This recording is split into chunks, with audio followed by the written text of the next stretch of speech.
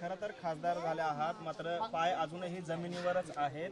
काय सांगाल, आज तुम्ही मूळ घरी आलेला आहात, जिथून तुमची सुरुवात झाली आहे आयुष्याची? इथे आयुष्याची 30-35 वर्ष गेलेली आहेत. ही जागा जी आपण इथं बघतो, याच झाडाच्या खाली मी अभ्यासाला बसायचे. 12वीच्या बोर्डात येण्याचा अभ्यास इथेच बसून केला आहे, 10वीचा अभ्यास इथेच केला आहे, PhDचा थिसिस इथेच बसून लिहिला आहे. तुम्ही माझं घर बघितलं, वडील नगरसेवक होते तरीसुद्धा अजूनसुद्धा मातीच्या घरात आम्ही राहतोय. म्हणजे मला माननीय एकनाथजी शिंदे साहेबांचे आणि खासदार डॉक्टर श्रीकांत शिंदे साहेबांचं मनापासून आभार मानायचं आहे की जिच्या आजोबांनी पणजोबांनी रस्त्यावर बसून चपला शिवल्या होत्या, जिच्या वडिलांनी हॉटेलमध्ये वेटर म्हणून विटाच्या भट्टीवर काम केलं, जिच्या आईनी नाकातोंडात कापूस गेला तरी चादरीच्या कारखान्यात काम केलं, अशा एका सर्वसामान्य मुलीला त्यांनी खासदार बनवलं, राज्यसभेवरची संधी दिली. याबद्दल मला त्यांचे मनापासून आभार मानायचे आहेत. आणि तुम्ही बघितलंय की ही परिस्थिती, मला एवढंच वाटतं की माझी ही जी उमेदवारी आहे ती अशा मातीत मळलेल्या लोकांच्या जीवनामध्ये बदल आणण्यासाठी जर मी काही करू शकले तर मला वाटतं की ती मी उमेदवारी सार्थ ठरवू शकेन. ताई, खरं तर तुम्ही भावनिक झालेले आहात, भावूक झालेले आहात, कारण एवढी मोठी संधी जी आहे पक्षाने दिलेली आहे, विशेषतः एकनाथ शिंदे साहेबांनी. काय सांगाल, त्यांच्याबद्दल कशा भावना व्यक्त कराल? आदरणीय एकनाथजी शिंदे साहेबांच्याबद्दल आणि खासदार डॉक्टर श्रीकांत शिंदे साहेबांबद्दल कितीही बोललं तरी कमी आहे. त्यांनी दाखवून दिलं, माझ्यासारख्या एका सर्वसामान्य गोरगरीब मागासवर्गीय मुलीला संधी देऊन त्यांनी दाखवून दिलं की शिवसेनेमध्ये जातीपातीला थारा नाही. जसं हिंदुहृदय सम्राट बाळासाहेब ठाकरे महिला आघाडीला रणरागिणी म्हणायचे, हिंदुहृदय सम्राट बाळासाहेब ठाकरे जसं नेहमी म्हणायचे की शिवसैनिक हीच तुमची जात आणि शिवसैनिक हाच तुमचा धर्म, आज तोच विचारांचा वारसा एकनाथ शिंदे साहेबांनी पुढे चालवला. म्हणजे एकनाथ शिंदे साहेब जसं म्हणतात की मी कॉमन मॅन आहे आणि आत्ता DCM म्हणजे डेडिकेटेड टू कॉमन मॅन आहे. मग आज तुम्ही बघताय की आमच्यासारख्या एका गरीब मागासवर्गीय वस्तीत राहणाऱ्या मुलीला दिल्लीच्या दरबारापर्यंत, म्हणजे गल्लीच्या मुलीला दिल्लीपर्यंत पोहोचवणं हे धाडस महाराष्ट्रामध्ये फक्त आणि फक्त एकनाथ शिंदे साहेबच करू शकतात. म्हणजे काही नेते आपल्या कुटुंबालाच आपला पक्ष समजतात, पण एकनाथ शिंदे साहेबांच्यासारखे नेते आपल्या पक्षालाच आपलं कुटुंब समजतात, हे त्यांनी दाखवून दिलेलं आहे. आणि मी तर मागितलंही नव्हतं, न मागता इतकी मोठी संधी दिली.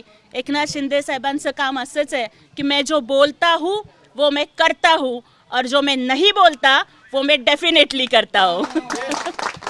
ताई, तुमच्या आईच्या हातामध्ये भारताचं संविधान दिसून येत आहे. खरं तर तुम्ही दिल्लीची तुमची उमेदवारी जाहीर झाल्यानंतर म्हणलात की भीमराज की बेटी, काय बाबासाहेबांचे उपकार? बाबासाहेबांच्या उपकाराशिवाय आम्ही शून्य आहोत. डॉक्टर बाबासाहेब आंबेडकरांचा शिका, संघटित व्हा आणि संघर्ष करा हा विचार माझ्या आईबापाच्या मनामध्ये रुजला. म्हणूनच आज इतक्या गरीब वस्तीमध्ये असून सुद्धा मी शिकू शकले, मी संघर्ष करू शकले.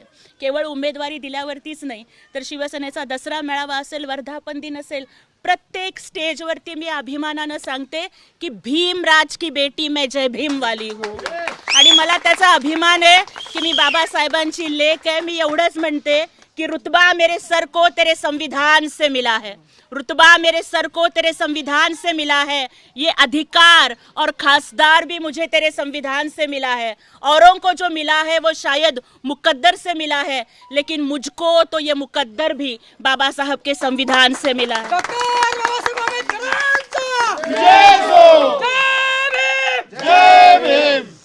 खरं तर सोलापूरचे अनेक प्रश्न जे आहेत ते प्रलंबित आहेत, कारण दोन विरोधी पक्षातले खासदार या ठिकाणी असल्यामुळे कशा पद्धतीने आता सोलापूरच्या विकासाकडे, खरं तर महाराष्ट्रासाठीच आपली निवड आहे, पण विशेषतः सोलापूरकडे कशा पद्धतीने लक्ष असणार आहे, काय विजन आहे सोलापूर? सोलापूर ही माझी मायभूमी आहे आणि म्हणूनच मी आधी सोलापूरच्या या मायभूमीला आणि ज्या मातीमधून मी घडले त्या भूमीला नतमस्तक होण्यासाठी मी इथे आले.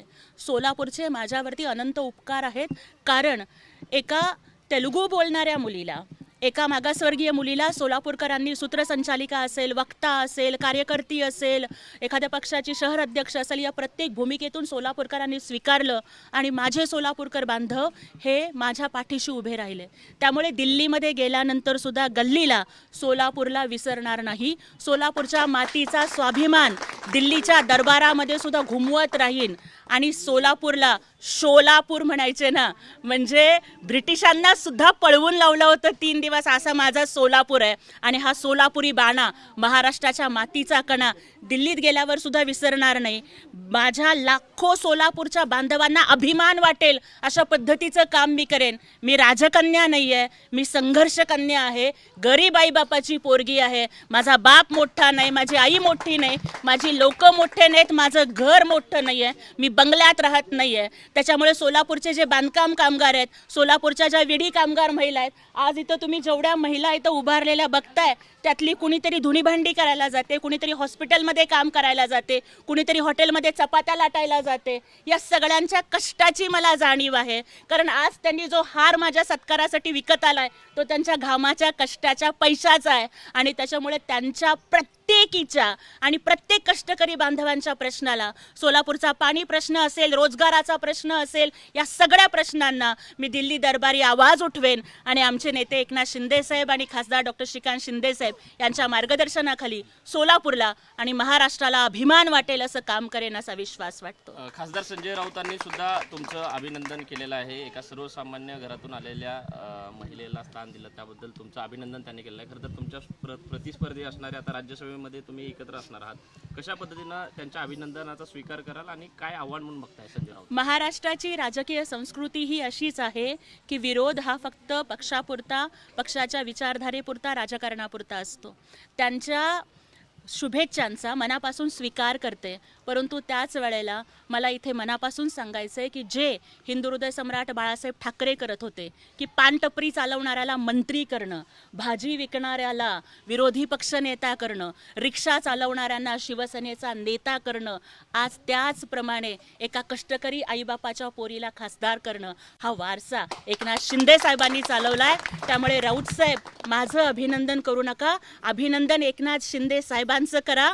कारण ते बाळासाहेब ठाकरेंच्या रक्ताचे वारसदार, संपत्तीचे वारसदार कदाचित नसतील, पण विचारांचा वारसा त्यांनी जिवंत ठेवलाय.